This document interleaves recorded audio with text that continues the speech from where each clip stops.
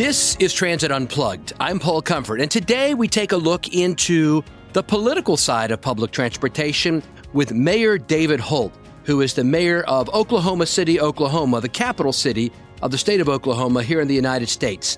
Mayor Holt is known as a pro-transit mayor, and he talks about the 20-year plan that he is helping to implement as the second mayor in a row to be focused on this, to implement those plans. They have a bus service, paratransit, a streetcar that was started under the last term, and now a bus rapid transit system, which just opened up recently, and they're moving toward additional lines, and they've just voted to move into a regional transportation authority that will eventually fund, build, and operate a light rail line. He's a very pragmatic politician in a nonpartisan city, although he is a registered Republican. And we talk about all that on this episode and show you about what it's like from a mayor's perspective to implement and promote public transportation and how it integrates into the overall city services and the overall city plan to improve the city infrastructure. I think you'll find it a fascinating conversation with Mayor David Holt of Oklahoma City. Now let's join the conversation. David Holt, mayor of Oklahoma City, thank you so much for being our guest today on Transit Unplugged. Well, thank you. Thanks for having me, Paul.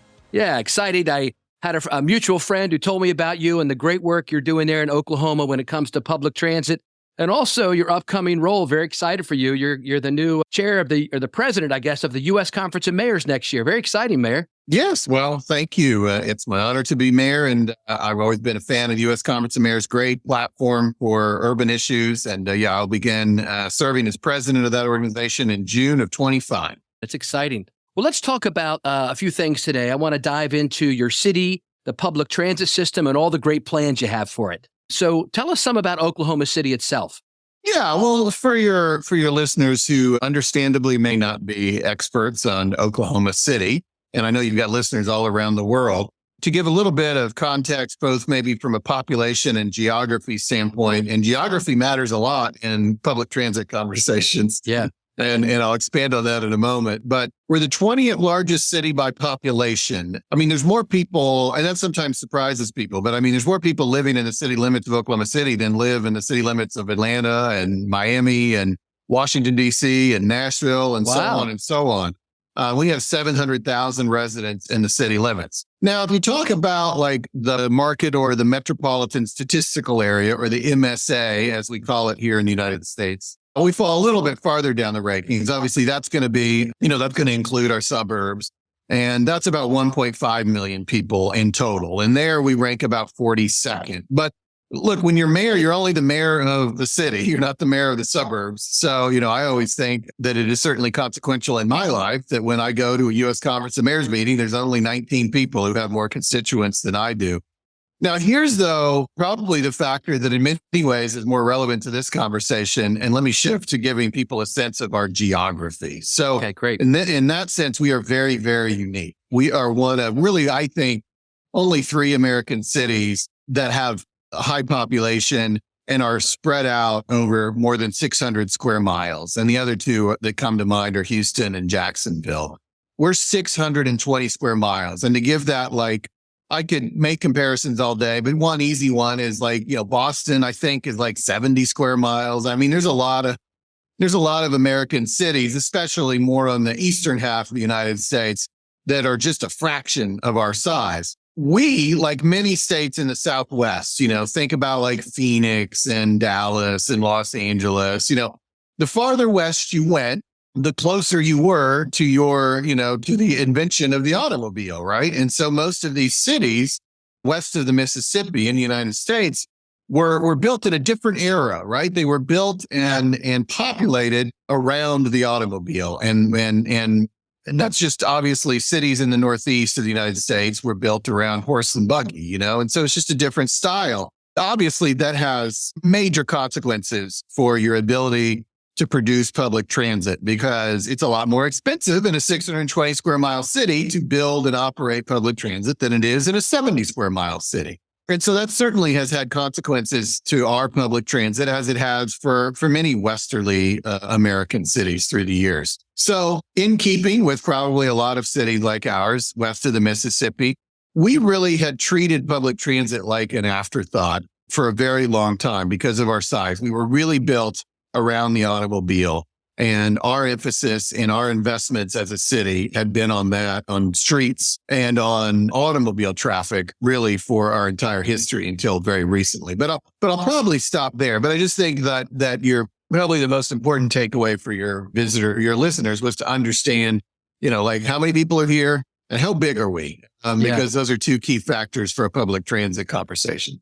Well, good. Well, let's flip over then to your public transit. Your system's called Embark, part of a larger, it's a city department, right? Tell us about the department it's in and some of the services you all operate there. Right. Our public transit, really for our whole region to this point, has been really a city department of the city of Oklahoma City. And that has stood in contrast maybe to transit systems in more northeastern cities where the transit system is more a factor in people's daily lives and is often maybe its own government sort of outside of the city government in many cases because it needs to be sort of a collection of city governments, maybe even a collection of different states in some cases, right? But here in Oklahoma City, because of our size, most of our transit just needs to occur in our city limits. And what transit has historically occurred outside of our city limits has still been operated by us, but sort of maybe under a contract with another city or something. And so, yes, our authority is known as TOPA, the Central Oklahoma Transportation and Parking Authority. It also runs the parking garages in downtown Oklahoma City. And then the brand name that is on the buses is Embark. And that's sort of the way that it's more publicly known. We have for half a century, and a lot has changed in the last 10 years, and I'll kind of get to that. But for half a century, we were really just a bus system. And quite frankly, a bus system that had really slow, pickup times. I mean, you're going to wait 30, 45 minutes, an hour between pickups, really only covered a small portion of the populated part of our city and an even smaller portion of the entire city. If you lived outside of kind of the core, you may likely have no service at all, or you had to walk a couple miles or something if you didn't have another method of getting to the bus stop.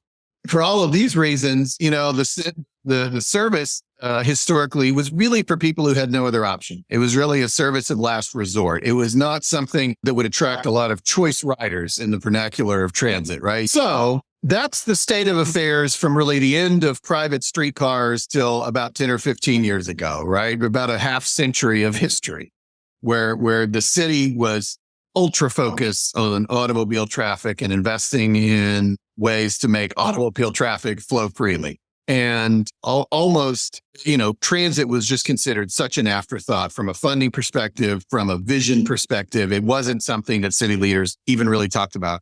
It was kind of there as sort of a nod towards, well, I guess we have to have something for people who can't afford cars, but it will be in many ways the bare minimum. Well, about 15, 20 years ago, I would say that mentality started to shift. I think you had rising generations that were just more interested in public transit and thought of it as something they might like to do, even though they still own a car, would like to have some options.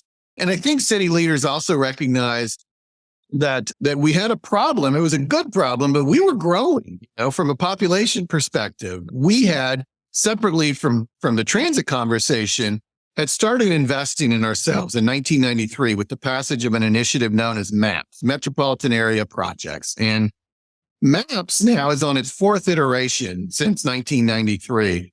But each step along the way, we've made some pretty big investments in our quality of life. It's a well-known brand name here in Oklahoma City, and it's been very successful, and it led to getting an NBA team. It's led to all of this improvement in Oklahoma City's quality of life, which has led to a dramatic improvement in desirability, which has led, not surprisingly, to the ultimate validation for a city, which is population growth. And so, when I came into the world, we were maybe the 37th largest city. Now we're the 20th largest city. To make that kind of movement is actually relatively rare in American life. Cities generally have kind of established themselves, but we're one of those cities that's been on the rise this last quarter century. Well, all of this means, of course, that, there's a little more traffic. It's a little more crowded. And you can start to anticipate a world where you're going to need other options. And the thing about transit, as I'm sure your listeners know better than anybody, is it's a really expensive and complicated endeavor to build a transit system. And you can't just wake up on the morning that you've got gridlock and decide, I would like to have a fully formed light rail system. I mean, if you do that, you are a quarter century away from that moment. So you better get started a little bit before you're in a crisis. And so my predecessor, Mayor Cornett, presided over, I think, that first shift in thought about this and the first movement towards some real planning and some regional partnerships. So it's almost 20 years ago now, our city adopted what they called the fixed guideway study, which of course, transit is really good at putting, things into technical terms that no lay people can understand. I try to do my best to translate it, But it was a fixed guideway study in our case. It was really just a plan for what transit might look like in the decades ahead. And it had 4 components. One was simply better bus service, just like more lines, more frequency. The second was bus rapid transit, which at the time of this adoption 20 years ago, we didn't have any bus rapid transit.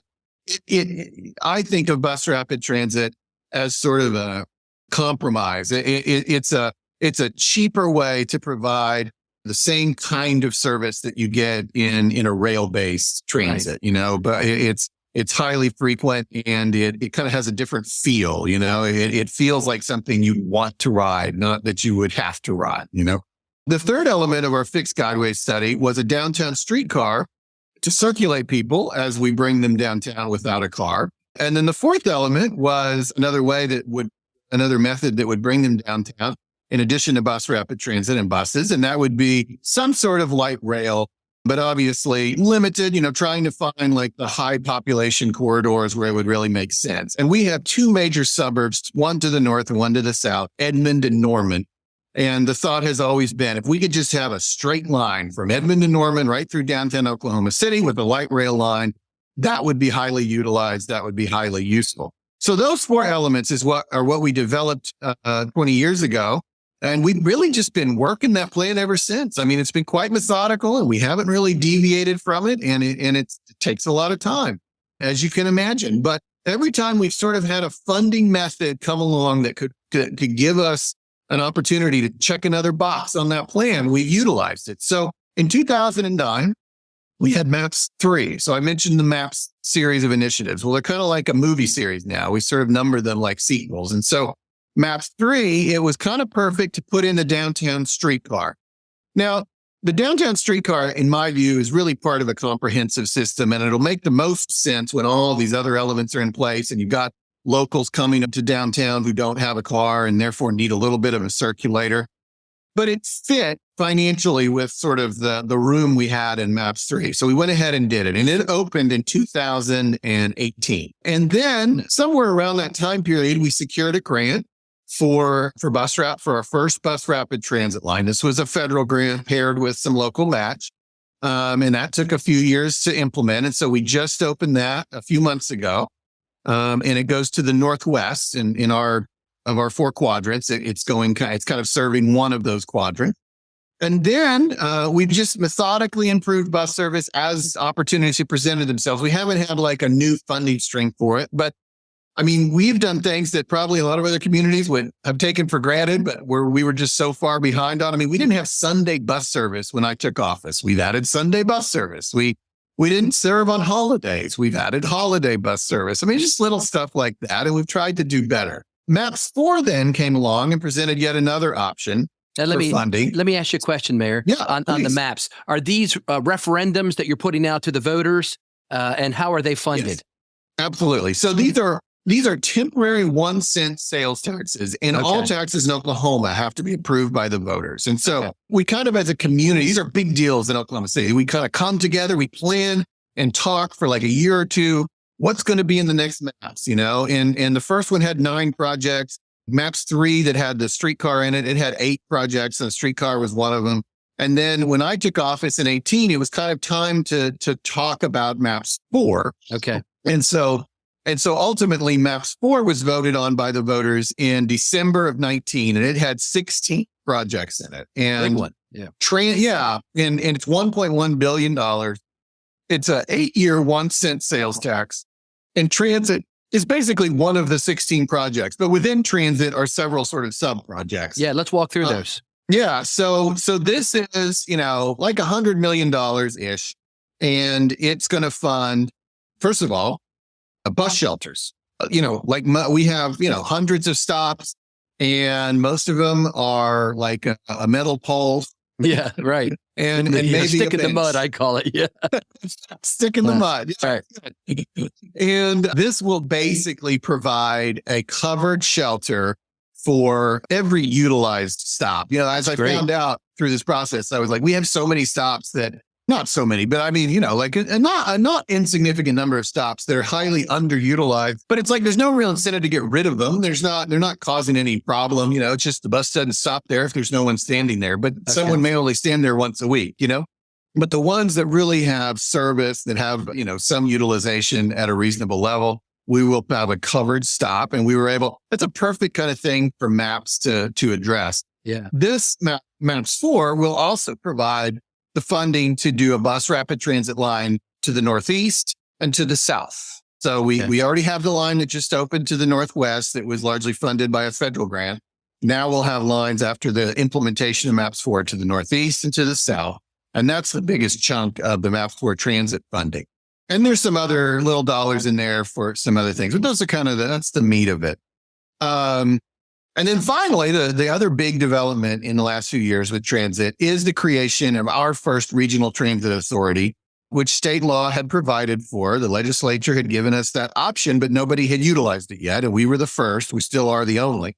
And so where it stands now is that Oklahoma City, Edmond, and Norman, those two large suburbs, one to the north, one to the south, have created the regional transit authority. It's sort of a separate government from the cities themselves. Each of us sends representatives to the board. And I appointed our former governor, Brad Henry, who is now a resident of Oklahoma City and was kind of looking for a way to serve, something to do, and, his post-gubernatorial service. And I was really excited that he would take on this obligation, because I also knew he's a successful politician, and there's going to be a tax vote here. There's no funding this without a tax vote. And let's get a guy in there as the initial leader who understands politics too, So he has been chairing that now for 3 or 4 years, and we are looking to a tax vote sometime in the next couple of years. The state law only allows sales tax, and it would be a sales tax voted on and collected basically in the 3 cities.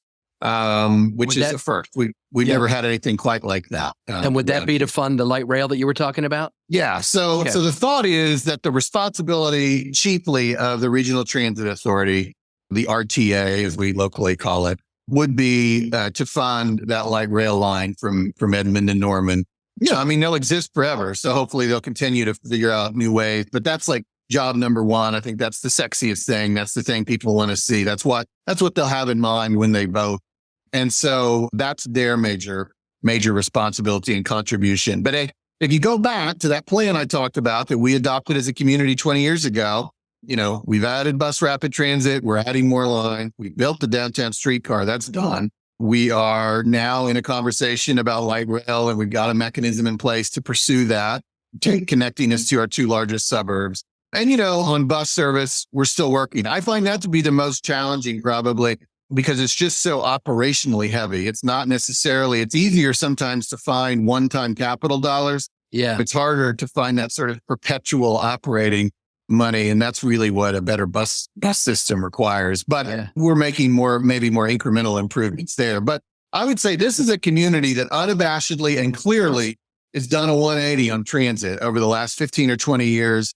And I credit my predecessor, Mick Cornett, and obviously I'm trying to build upon that. And I'm getting to cut some of those ribbons that I think he laid the foundation for, and obviously trying to plant some seeds of my own through MAPS 4 and the RTA. And I like our direction. And I think that our residents ultimately will be very grateful for the forethought that's gone into this, so that as traffic escalates, as crowding escalates, and they're looking for other options, it's not too late. That we've already got something at least in the pipeline. And so it's an interesting time in Oklahoma City. It's, I look at other communities and I recognize we're decades behind. but you gotta start eating the elephant at some point. And that's what we've done these last few years. That's awesome, Mayor. And so the transit, couple questions, kind of like a lightning round of a few questions here. And then I want to get to your background for a few minutes before we wrap up. So how is the current operation dollars funded for your transit system? Is Jason Fairbrush, he's your director? Yeah. So Jason Fairbrush is our transit director. He's also an assistant city manager in our form of government, a council manager form of government. We have a city manager. He's got a handful of assistant city managers. And Jason was the transit director, was doing such a great job that it was a natural that he'd be elevated to assistant city manager. But he was so invaluable at transit and so appreciated in that role. He held on to it. Gotcha. I'm very grateful. I don't know how he does it. I mean, I guess I shouldn't talk. I'm the mayor and the dean of a law school. You know, we all wear multiple hats, but you know, thankful to him for how hard he works and managing those two things. But to answer your question about where our transit dollars come from, it's largely general fund money. Okay. And that's, you know, that makes it challenging. Of course, I talked about, you know, I think I pretty much itemized where like the capital dollars have all come for these new projects. But in terms of operating dollars, no, there's no like dedicated transit tax or anything like that. I mean, we talk about it from time to time, but it just, you know, the political will hasn't been there. The RTA vote would have to be a permanent tax. So like maybe kind of the upfront years would be more capital heavy, and then it would sort of transition more to usage for operating dollars. But no, at the city level, we're just getting it out of general fund. And of course, look, people in transit take it for granted that fares are maybe 10% of your costs, right? Like that's not covering the cost of providing the service. Right. But I always think it's a little unfortunate that's not more widely understood, because when you do charge something, people assume that you're charging for a reason, that is covering the cost. We get that a lot with the streetcar. You know, they'll say, can you believe they're subsidizing the streetcar, that those fares don't even cover it? We shouldn't even do it. You know, and I'm like, you know, nowhere in the country. Does that happen? The New York subway doesn't pay for itself. You know, like everybody subsidizes transit. I get why some cities have looked at just eliminating fares completely, because they're really kind of confusing more than anything, but sometimes more trouble than they're worth. But yeah, we obviously, like everybody, get only a small percentage of our funding from fares. Most of it's coming through the general fund, which is essentially coming from sales tax. Well, you are I just want to say it, a rare breed in the sense that you are a pro-transit Republican mayor of a city in middle America. And it has evidently worked for the voters, because you got more votes in your reelection, I think, than anybody's gotten in 100 years in this city. So congratulations, man. Well, thank you. Yeah. Well, look, it's like everything in moderation, right? I mean, if you're ideological about it and you're like, well, I'm a Republican, I can't be for transit at all. That's a stupid worldview, first of all, but also it's really not that popular. I mean, there's certainly a significant proportion of Republicans who support some public transit. I think when cities get into trouble, and especially when they push it so far that they fail some big referendum, they get maybe too ambitious. And then ambition is pleasing to some part of the electorate. They want to hear, I want the number to start with a B. You know, I want it to be, I want it to project out into 2060. You know, I want that vision. And the problem is not everybody's there. So I think a good mayor is finding that middle ground, you know, maybe scale back the vision a little bit, but not to zero, you know, like let's find that middle ground where people can say, yeah. So I think, like, you look at the RTA, I think the middle ground, kind of the moderate view, is let's just talk about Edmond and Norman.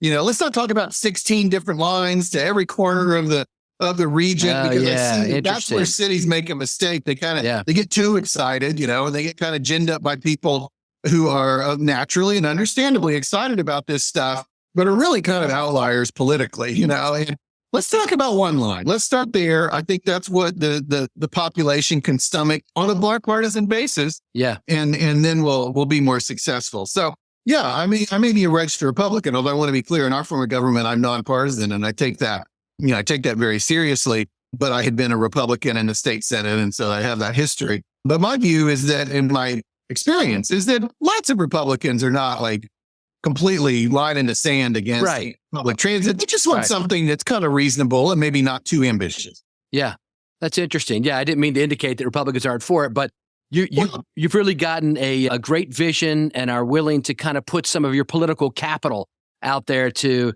raise funds and put money in your MAPS program. So kudos to you from our perspective in transit that you're making logical steps in the right direction, it seems like, and you got a 20-year plan and you're carrying it out. That's awesome.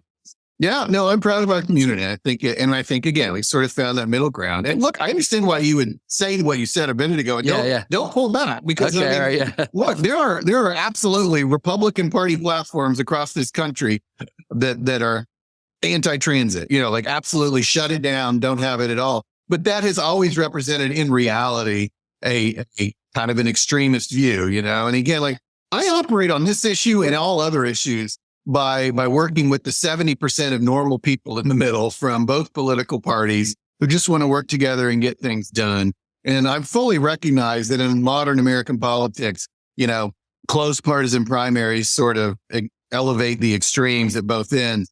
And in our case, we have a type of electoral system that has really allowed me to kind of just find that sweet spot of normality in the middle and find a path forward that is good enough for both sides. Maybe not pleasing to the extremists who hate transit or the extremists who think we should spend our entire budget on transit, but for the 70% in the middle who want to see moderate steps and moderate, thoughtful steps forward on public transit, we found that sweet spot for sure.